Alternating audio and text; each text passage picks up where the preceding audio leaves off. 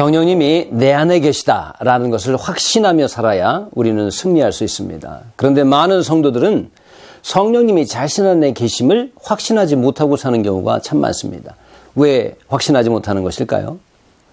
모태신앙으로 자라서 어려서부터 모범적인 교회 생활을 하던 한 고등학생이 어느 날 큰 충격을 받았답니다. 고등부 전도사님이 고린도후서 13장 5절 본문으로 모든 그리스도인 안에 예수님이 계신다라는 말씀을 전하는데 자기는 아무리 생각해도 자신 안에 예수님이 계시다고 생각지 못했기 때문입니다. 예수님이 내 안에 계시다면 그걸 내가 왜 그걸 모를 수 있겠어? 라고 생각하며 전도사님에게 진지하게 상담을 요청했습니다. 전도사님, 정말 제 안에도 예수님이 계실까요? 라는 질문에 전도사님은 정말 그렇다라는 것이었습니다. 하지만 여전히 자기 안에는 예수님이 안 계신 것 같은데 솔직히 말했다가는 야, 너 중직자의 가정에서 태어나서 고등부 회장까지 하면서 그걸 모른단 말이야? 라는 말을 듣기 싫어서 아, 그렇군요 라면서 믿는 척 하기로 했다는 것입니다. 왜 이 고등학생은 그랬을까요? 자신 안에 체험이 없다고 느꼈기 때문입니다. 어찌 보면 우리에게는 체험에 대한 자기만의 고정관념이 있습니다. 사람은 정말 다양합니다. 그리고 또한 성령님의 역사하시는 방식 또한 우리의 고정관념을 따르지 않습니다.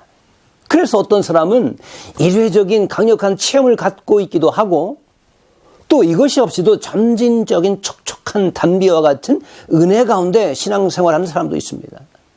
다만 경계해야 할 것은 체험 만능주의입니다. 물론 영적인 은사와 체험을 사모해야 합니다. 하지만 은사 체험이 있으면 다 되는 줄 아는 것이 그게 문제입니다. 자신이 생각하는 그 방식의 체험, 이게 없기 때문에 자신이 늘 이 모양이라고 단정하게 되고 또한 그게 있으면 모든 의심이 한순간에 일순간에 사라지고 답답함도 하나도 없으며 매일 1년 365일 그런 상태로 지속될 줄 아는 것은 참 위험한 일입니다. 그것은 우리의 신앙생활을 위해 하나님이 주신 일종의 윤활유입니다. 윤활유 역할입니다. 그리고 그건 시작일 뿐이지 은사가 결과는 아니고 만능은 아닌 것입니다. 우리 신앙은 오히려 오랜 기간 동안 일관성 있게 변하지 않게 인내와 은혜로 한평생을 한결같게 유지하는 것, 장기 마라톤과 같은 것, 이것이 바로 우리 신앙의 온전한 모습이 되는 것입니다. 어떤 분이 방언의 은사를 사모했다가 어느 날 그 은사를 받았답니다.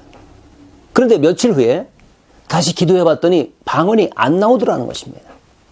그래서 다음날 같은 자리, 같은 옷을 또 입고 같은 시간에 하면 되겠지 싶어서 기도했는데 역시 방언이 안 나와서 아, 이제는 성령님이 나를 떠나셨구나 라고 생각을 했다는 것입니다. 이 얼마나 어처구니 없는 생각입니까?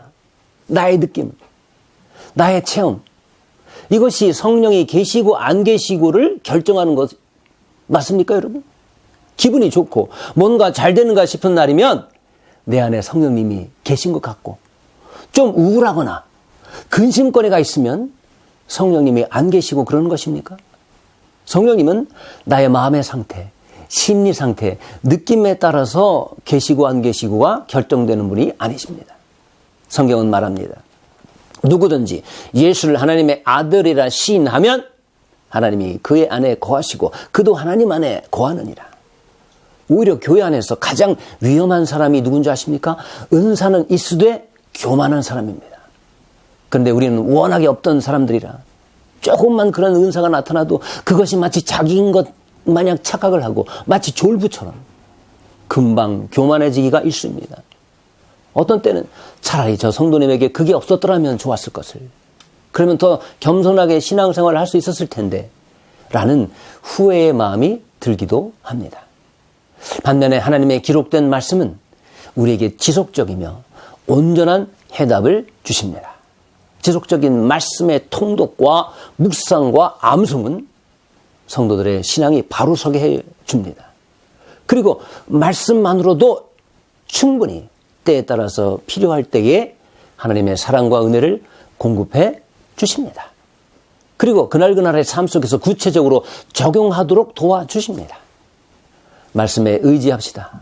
그리고 변치 않고 꾸준하며 일관성 있는 말씀에 근거한 신앙으로 마지막까지 승리하시는 여러분 되시기를 주님의 이름으로 축복합니다.